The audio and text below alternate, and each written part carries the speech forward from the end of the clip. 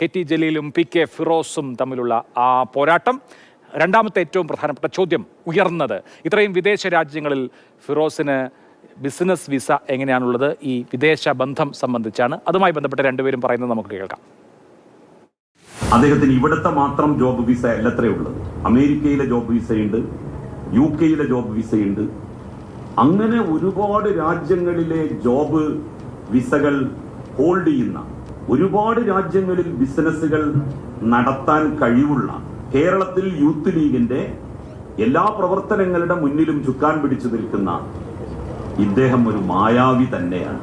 എനിക്ക് Dubai visa മാത്രമല്ല, എനിക്ക് അമേരിക്കൻ ബിസിനസ് വിസ ഉണ്ട്, എനിക്ക് UK വിസ ഉണ്ട്, കാനഡ വിസ ഉണ്ട്. അവിടങ്ങളിലെല്ലാം ബിസിനസ് ആവശ്യാർത്ഥം ഞാൻ സന്ദർശനം നടത്തിയിട്ടുണ്ട്.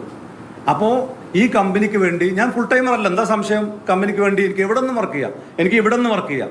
നമുക്ക് വിദേശത്ത് ഇടപാടുകളുണ്ട്, അല്ലെങ്കിൽ വിദേശത്ത് നിന്ന് വരുമാനമുണ്ട്, നാട്ടിൽ ബിസിനസ് ഉണ്ടെന്നുള്ള കാര്യം പാർട്ടിക്കൊക്കെ അറിയാം. ഇപ്പോൾ രണ്ടുപേരും പറയുന്ന കാര്യങ്ങൾ നമ്മൾ കേട്ടു. ഇവിടെ ഉയരുന്ന ചോദ്യം കൃത്യമായ മറുപടികൾ നൽകാൻ PK ഫിറോസിന് കഴിഞ്ഞിട്ടുണ്ടോ എന്നുള്ളതാണ്. KT ജലീൽ ഉന്നയിച്ച ആരോപണങ്ങൾക്ക് കൃത്യമായി മറുപടി പറയാൻ PK ഫിറോസിന് കഴിഞ്ഞിട്ടുണ്ടോ നോക്കാം. ഈ ആരോപണങ്ങളെ സംബന്ധിക്കുന്ന ഏറ്റവും പ്രധാനപ്പെട്ട ഒരു കാര്യം, ആരോപണങ്ങൾ കഴിഞ്ഞ കുറേ നാളുകളായി ഫേസ്ബുക്കിലൂടെ KT ജലീൽ ഉന്നയിച്ചു വരികയാണ് എങ്കിലും ഇന്നലെ മാത്രമാണ് ഫിറോസ് അതിന് മറുപടി പറഞ്ഞത്.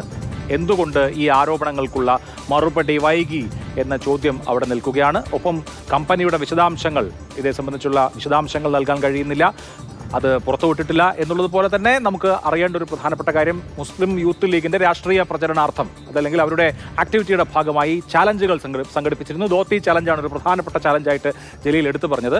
ആ ചലഞ്ചുകളിൽ നിന്ന് ലഭിച്ച പണത്തെ സംബന്ധിക്കുന്ന പൂർണ്ണ വിശദാംശങ്ങളും നൽകിയിട്ടില്ല മുസ്ലിം യൂത്ത് ലീഗ്. അപ്പോൾ ഫ്രാഞ്ചൈസി സംബന്ധിച്ച് ഈ വിദേശ വിസകളുണ്ട് എന്ന് അദ്ദേഹം, ബിസിനസ് വിസകളുണ്ട് എന്ന് വിശദീകരിക്കുന്നു. അപ്പോൾ തന്നെയും അതുമായി ബന്ധപ്പെട്ട പൂർണ്ണമായ വിവരങ്ങൾ പൊതുസമൂഹത്തോട് പറഞ്ഞിട്ടില്ല. ഒരു സ്വകാര്യ വ്യക്തി അങ്ങനെ പറയണോ വേണ്ടയോ, ഇങ്ങനെ നിരവധി ചോദ്യങ്ങൾ അവിടെ ബാക്കി നിൽക്കുന്നുണ്ട് എങ്കിലും ആരോപിക്കപ്പെട്ട കാര്യങ്ങൾക്ക് കൃത്യത വരുത്താൻ, വ്യക്തത വരുത്താൻ മുസ്ലിം യൂത്ത് ലീഗിന്റെ ജനറൽ സെക്രട്ടറിക്ക് കഴിഞ്ഞിട്ടുണ്ടോ എന്നുള്ളതാണ് അതിൽ ഏറ്റവും പ്രധാനപ്പെട്ട ചോദ്യം.